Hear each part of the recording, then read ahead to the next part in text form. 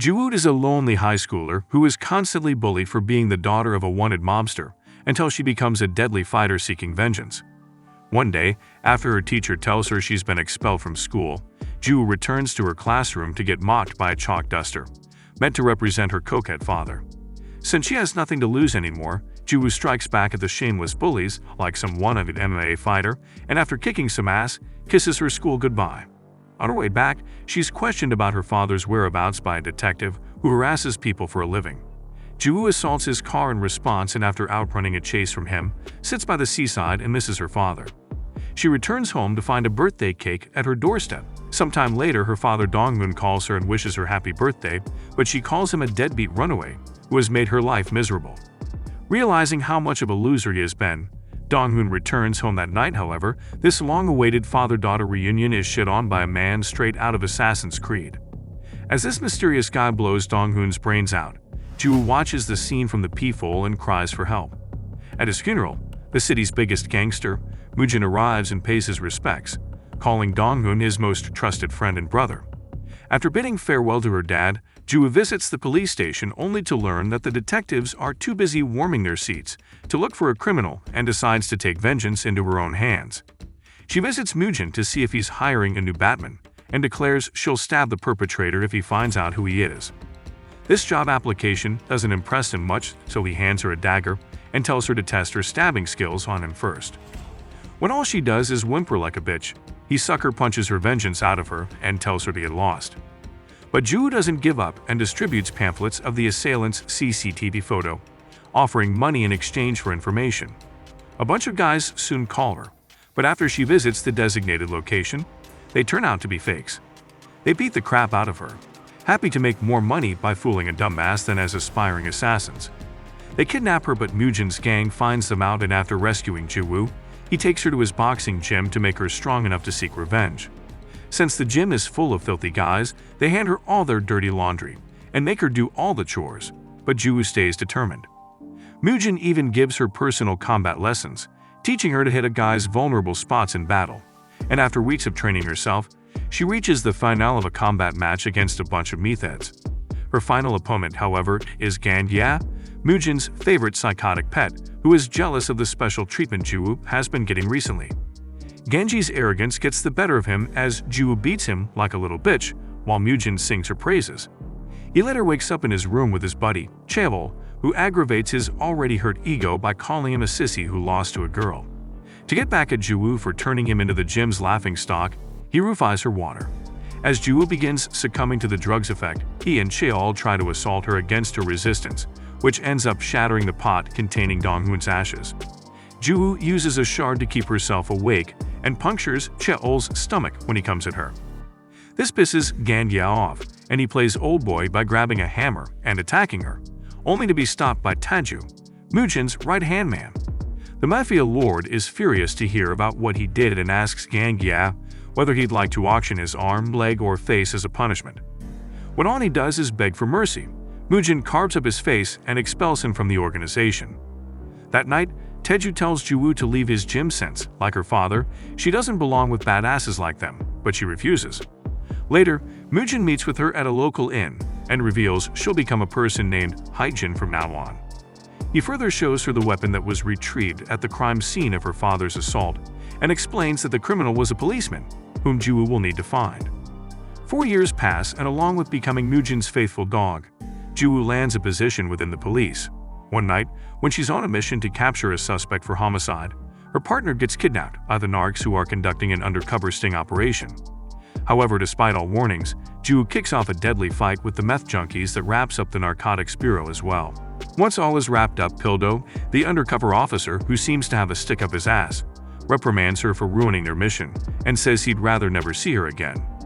The next day, Ju transfers to the narcotics unit and recognizes their captain Gyo as the man who visited her house after her father's death. He asks why she wants to join his department, and when she says it's because she's looking for someone, he takes her in, relieved that she isn't after their non-existent employment benefits.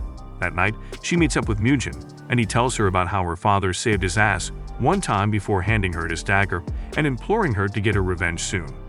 The next day, Pildo reluctantly takes Ju on a mission to capture a dealer called Mango at his bar and she uses her John Wick moves to easily evade the security and capture him, much to Pildo's surprise. Meanwhile, Gio connects his suspicious death to Mugen.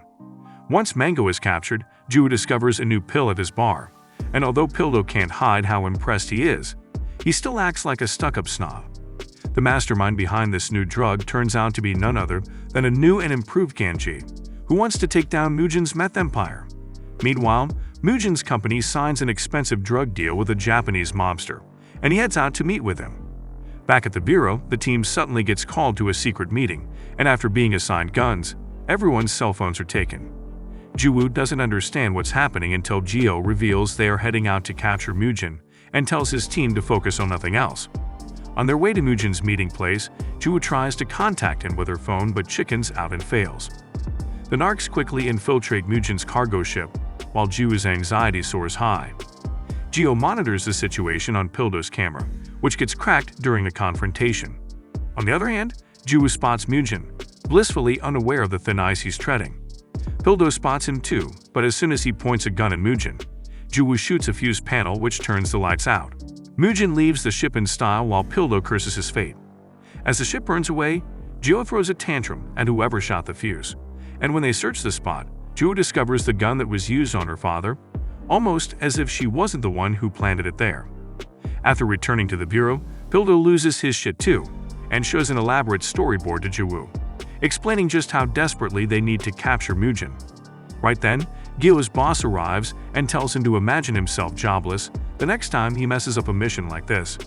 Later, Pildo's team drowns out their failure with some drinks and Juwoo informs Mugen that the narcs have implanted some cameras in his hotel.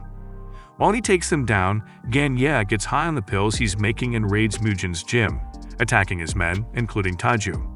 While investigating the crime scene, Pildo discovers Ganje's new pills and connects the dots to him while Juwoo worries about Mugen's safety. She visits a shrine where the gang is paying respects to their dead comrades, and although she's relieved to find the boss safe, Pildo and Gio's sudden arrival catches her off guard. Moreover, Pildo seemingly recognizes her but shrugs it off. They are greeted by Taju's constipated ass, and while Gio heads out to meet with Mugen, Pildo unsuccessfully flirts with his henchmen, inviting them to confess to their boss's crimes and join their side. They return to the bureau to discover proof of Ganye's involvement with the new drugs, and although everyone else assumes Mugen won't be going after him, Gio says his fragile little ego won't allow that. Juwoo relays this message to Mugen, who ceases his initial plan to revolt against Ganye, which Gio notices. To test Juwoo, he tells his team that he will meet up with his informant in Mugen's gang later, and she falls right into his trap. Meanwhile, he tricks Taiju into reaching the meeting spot, leading Juwoo to misread the situation and assume he's the rat. Even after exchanging blows with Juwoo, Pildo refuses to believe she's a spy, but Dio asks him to stalk her like a pro. The next day, Juwoo discovers that the cop's gun that Mugen gave her belongs to a late policeman called Junsu, a discovery that rattles Dio for some reason. However, when Juwoo asks him about the said cop, ready to slash his throat at any time, he says he was one of his men who died at the hands of Mugen's gang. As this challenges her belief system entirely, she meets up with Mugen, but he emo-talks her into never buying Gio's made-up stories. Meanwhile, Ganye is thrilled to find Juwoo's photo on Mango's CCTV recordings. The next day, Pildo unsuccessfully asks her out on a date, only to become a pathetic version of Romeo. However, his real intention is to monitor Juwoo's movements, which he does while she looks for information on Ganye and the pills he pops. Tired and unable to understand her desperation, he blows his cover and mansplains her how to tail Mango's car. Their stalking leads them to an old factory where Mango meets up with Ganye. However, this turns out to be a trap, and they get attacked by his men instead. Meanwhile, Mugen gets ambushed by Cheol and his men and defeats them before demanding to know Ganye's location. As Juwoo gets captured by Ganye and he celebrates their reunion, she calls him a wimp for still not being man enough to defeat her in a fair fight. The truth strikes a nerve and he stabs her in the thigh, only to be kicked in the face by Pildo, who then gets his ass kicked by his underlings. When Mugen contacts him via Cheol's phone, Ganye sends him Juwoo's picture, demanding he gets there before she's dead. Meanwhile, the bureau locates Pildo's location and sets out to find him. While Mugen is on his way, Ganye handcuffs both Pildo and Juwoo inside a van with the intent to turn them into minced meat with a card shredder. As he flees and the van begins to get crushed, Pildo frees Ju-woo and tells her to save herself. However, since she's the heroine, she stays and they both almost die until Mujin crashes his car against the controller and narrowly saves them. As police sirens close in on them, Mujin suggests they run away together, but she refuses and instead tries to save Pildo. The police rescue them, but Ju-woo faints and stays unconscious for the next couple of days until a vision of her father awakens her. Pildo greets her at her bedside and offers to help her with revenge since he couldn't avenge his late sister who was drugged at a club. The day she resumes working, the detective from her childhood shows up, and although he recognizes her, he doesn't expose her identity. It turns out that he's Mujin's dog who knows the truth about her father's death. However, upon their next meeting, the mobster gets rid of him too.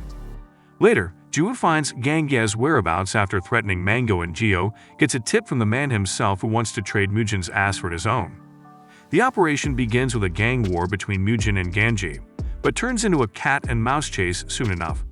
As the two engage in a scuffle, Ganji fatally stabs Mujin. However, Ju arrives just in time and tells him to escape. The crackhead calls her a stupid bitch who doesn't know shit and threatens to expose her identity just as Pildo arrives, making her shoot into his death. Meanwhile, Taeju arrives and rescues Mujin from being captured by Gyo.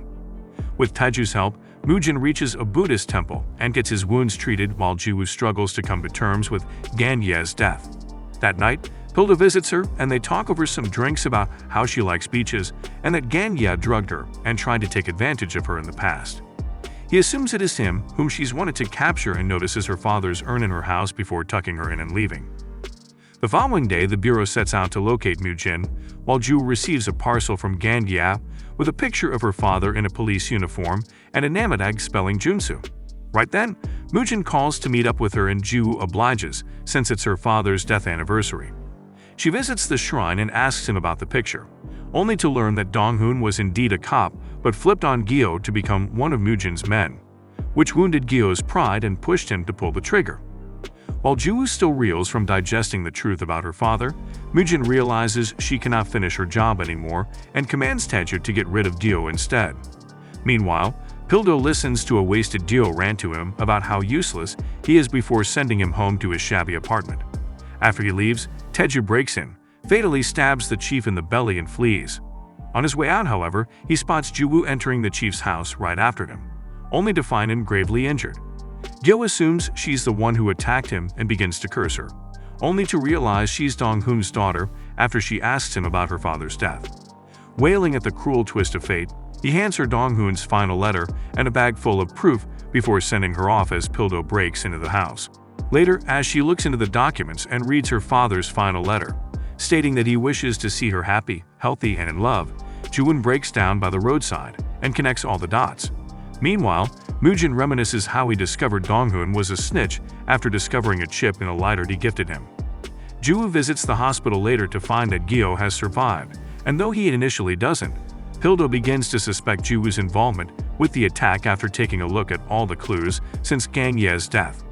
Meanwhile, despite being warned not to, Mujin makes his comeback and Taeju decides to end Juwoo's hero arc before it even begins. They catch her in the middle of her great escape, but she easily takes down all of Taeju's men before confronting him and asking if it was him who shot her father. Taeju says he wanted to be the one, but it was Mujin himself, before claiming that he'll finally have a taste of finishing the traitor's daughter this time around. His statement doesn't age well, however, and he ends up becoming dead meat himself. Meanwhile, Mujin pulls his own blatant stunt by showing up at the police station and turning himself in. He claims he'll prove himself innocent, but Pildo reminds him that he can't, as long as the weapon found at Gang Ye's death scene is in their custody.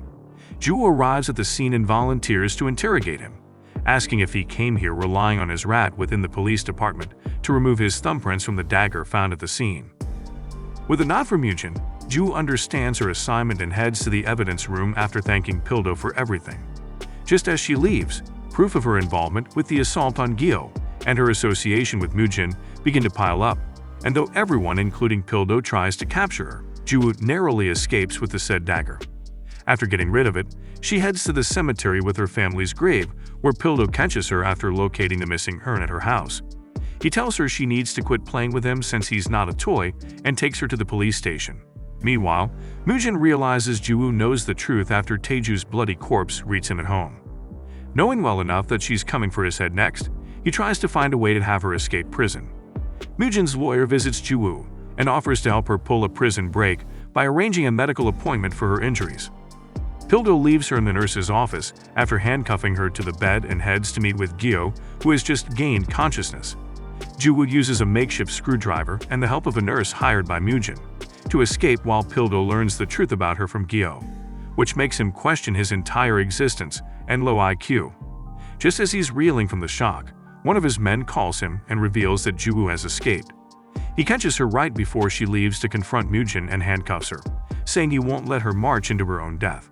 Right then, Mujin's men in black show up to take Ju away, but they pull a modern-day Bonnie and Clyde to defeat them easily.